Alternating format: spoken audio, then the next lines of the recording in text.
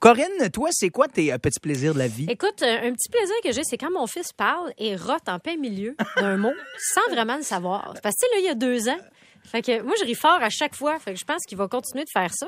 C'est un moment où le rot reste cute, par contre. Tu sais, un moment donné, ça l'est moins. Parce que toi, quand tu l'as fait en ondes, roter en plein milieu d'un mot, ce l'était moins. C'était drôle, mais pas cute. Non, c'est ça l'affaire. Puis j'avais surtout une bonne collègue en Corinne Côté pour me rappeler que ça venait d'arriver. Puis de faire, à ta peu, là, tu viens-tu de roter en ondes? Oui, faut qu'on le rappelle, faut qu'on le souligne. Oui. C'est important, ces moments-là, Brian. Ah, my. C'est parce qu'il faut comprendre qu'on mange des fois à la radio. Hein. Il y a des petits creux quand on anime là, le midi ça. Comme ça. Tu sais, je veux dire, on dîne ensemble, c'est vrai, on mange.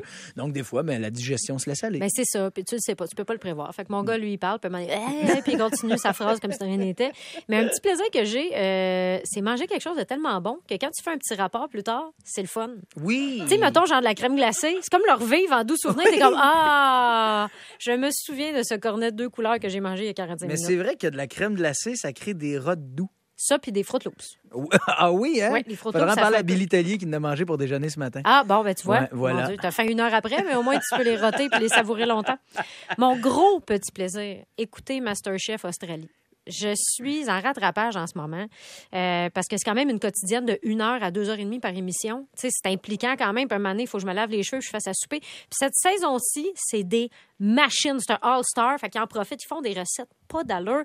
Ils ont tellement peu de temps, Brian. Ça me fait capoter. Alors, je vais faire un gâteau qui prend 2h45. Je vais le faire en 15 minutes, souhaitant qu'il soit cuit à temps. Ben non, il sera pas cuit à temps. C'est un gâteau qui... Tu sais, là, t'as le gars, le juge, est comme, est-ce qu'il va être cuit à temps? Puis là, il fait, il faut qu'il soit cuit. Oui, mais c'est parce que pas tant, il faut que c'est le four qui peut pas aller plus vite. Tu sais, tu peux pas topper ça. Puis là, lui, il est même, non, il va être cuit. Puis ils réussissent toujours. C'est ça qui me fait capoter. Il y a un gars l'autre jour qui a fait des pâtes en 8 minutes. Pas des catelli, là. Des pâtes maison en 8 minutes. Le juge est italien, en plus. Il dit, tu peux pas faire des pâtes en 8 minutes. Faut au moins que ça repose 30 minutes à 1 heure. La pâte aura chimiquement pas le temps de bien se développer. Puis là, il goûte, il est comme, c'est de très bonnes pâtes. Sérieux? Mais c'est parce que le problème avec ça, Brian, c'est que les standards, après, sont trop élevés. Tu sais, comment tu veux topper ça après ça? Tu sais, ils vont s'attendre à ce qu'ils soient capables de surpasser ça.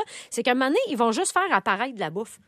Ça va être de la magie. Je vais faire un osso buco avec de la purée de pois et une tuile de parmesan. Viou, il y a un laser qui sort, ça apparaît sur le comptoir. Puis là, les juges, ils goûtent. Ah, wow, c'est tellement bon. Je servirais ça à Dieu dans mon restaurant sans hésiter. Je ne sais pas comment ils font. Déjà que les participants sont fous, ils courent dans la cuisine en hurlant avec des petits électroménagers dans les mains. Ah, faut que je commence mes fers en sucre! Puis moi, je suis sur mon divan avec 3-4 livres en trop, en train de tremper mon popcorn dans du Cheese Whiz fondu. C'est pas comme ça qu'on apprête le flanc de porc, tu sais! Ah, t'es juge! Mais oui, je suis juge chez nous, mais dégueulasse, tu sais! Puis mon dernier petit plaisir, là, c'est écrire un mot vulgaire en très gros dans le Drive pendant qu'il y a du monde dedans. Et ça, pour ceux qui savent pas comment ça fonctionne, un Google Drive, OK, c'est un document Word que tu peux être plusieurs simultanément en train d'écrire. Pour les plus vieux, c'est comme si ta feuille mobile était connectée par quelconque sorcellerie avec les feuilles mobiles de d'autres mondes. C'est ça. Puis quand tu travailles, puis que, tu sais, tout le travail se fait en même temps. Fait que, par exemple, les mots de notre C'est quoi ça sent sont dans un drive parce que c'est Catherine Clich qui les écrit. Puis ça, c'est notre jeu quotidien. J'haïs pas ça écrire Anoum ou Valve, mettons, en Arial 108 rose pendant que Brian essaie de vous faire deviner le mot solarium. C'est quoi ton lunch?